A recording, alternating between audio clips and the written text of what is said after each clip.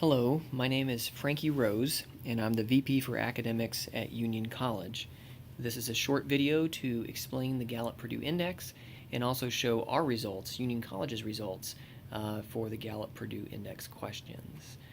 So first off, what is the Gallup Purdue Index? It's basically a research project that's a partnership between the Gallup organization, which is famous for the Gallup poll, and Purdue University.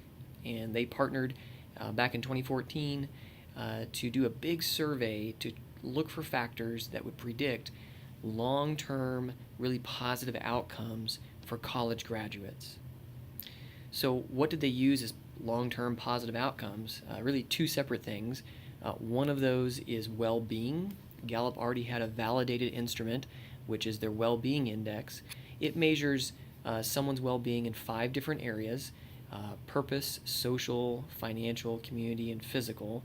And essentially it looks for well-being or health in each of the areas. So for example, in financial, it looks at, are you able to manage your economic life where you're not stressed about your finances?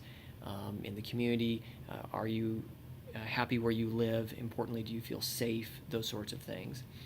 So well-being is something we want for everyone, of course, and that's one of the long-term positive outcomes they looked at. The other long-term positive outcome they looked for was employee engagement, which is a really fancy way of saying, do you really like the job that you are in?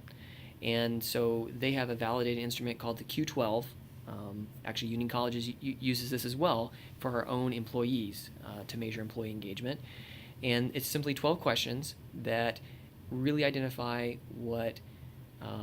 whether or not that person is highly engaged in their work.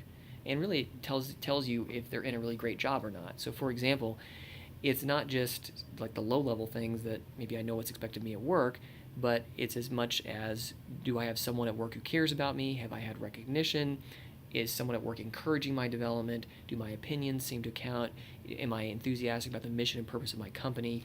These sorts of things where if you strongly agree with all these statements, you would likely have a very, very good job, which again is something else we want for our college graduates.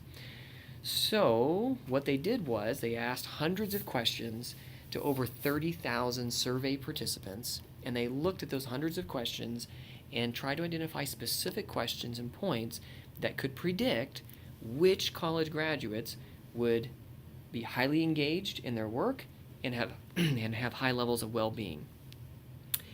Their research shows that there were 6 key questions that if the college graduates could strongly agree with these questions, they were much more likely, not guaranteed, but much more likely to be highly engaged in their work and have high levels of well-being. And here are the 6 questions. And again, these are like Likert scale questions, so it's on a 1 to 5 scale. Of 1, you strongly disagree with the statement, or 5, you strongly agree.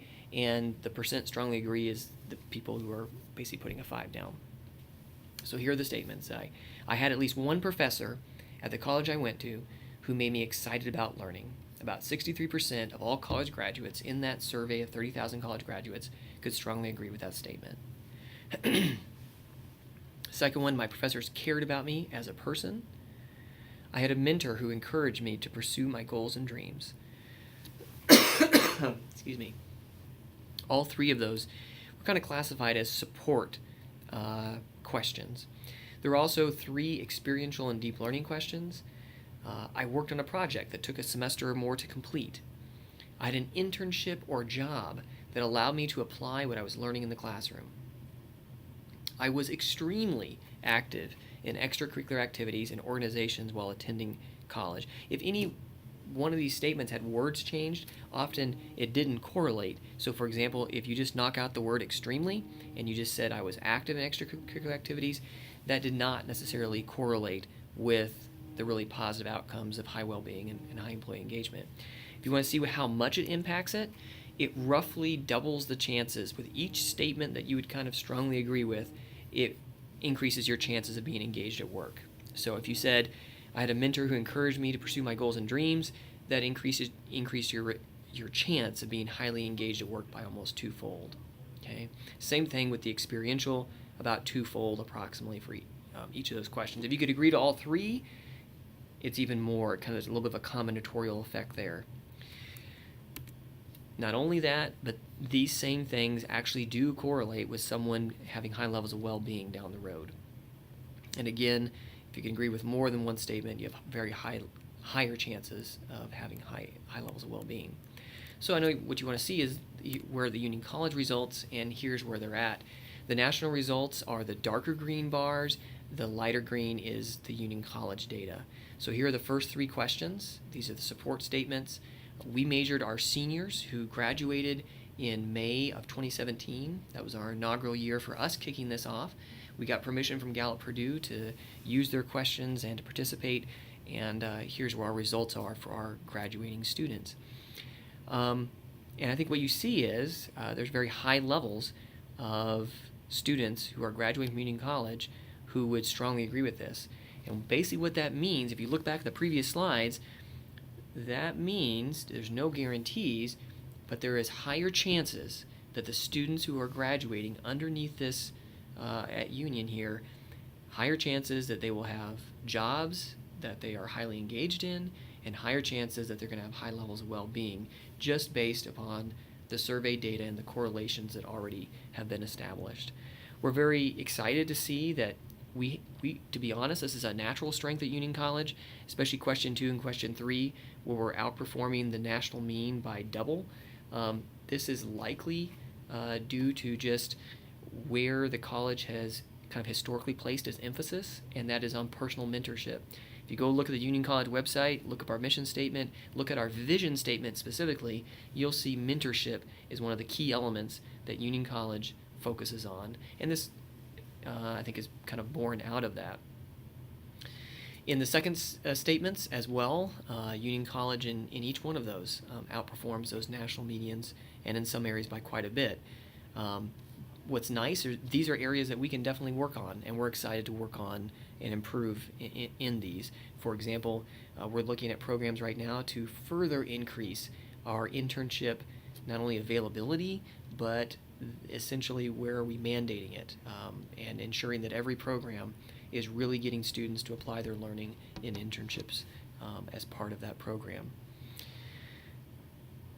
There you go. That's an overview of the results so far. We're excited about it because we kind of recognize where our value proposition is for the marketplace, and that is we're not necessarily an Ivy League school in terms of research output or in other academic terms, but what we can start to show is that as a student shops for where they will go for their higher education for the rest of their life, one of the elements that they need to think about is, are they investing their money well in terms of long-term investment paying off in their well-being and in their engaged employment.